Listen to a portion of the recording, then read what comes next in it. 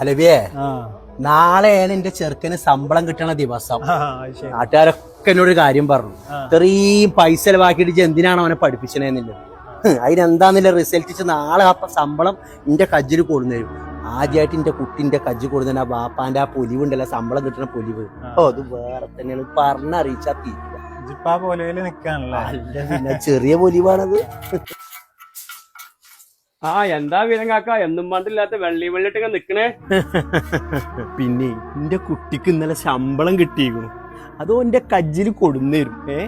ഈ പഴയ മാരില്ല കൂറ ലുക്കിലൊന്നും എനിക്ക് ഇനി നടക്കാൻ പറ്റൂല. എനിക്കിനി കുറച്ച് മാറ്റങ്ങളൊക്കെ വരണം. അതൊന്നും പന്നോട് പറഞ്ഞാൽ മനസ്സിലാവൂല. ഇജ്ജ് പോയിട്ട് പണിയെടുക്കേ. അപ്പൊ എത്രയും പൈസ തരുന്നാവും. എന്നാലും മഴ തരുന്നേ തരട്ടെ. ബാബുച്ചേ, എന്താ പൊന്നോ? ഞാനേ മലേഷ്യക്ക് ടൂർ പോവാണ്. ആവോ, നല്ല ശമ്പളം കിട്ടിക്കൊള്ളപ്പോ. അതിനൊരു 2000 രൂപയുടെ കുറവും കൂടി ഉണ്ട്. അതുകൊണ്ട് തന്നാണ്.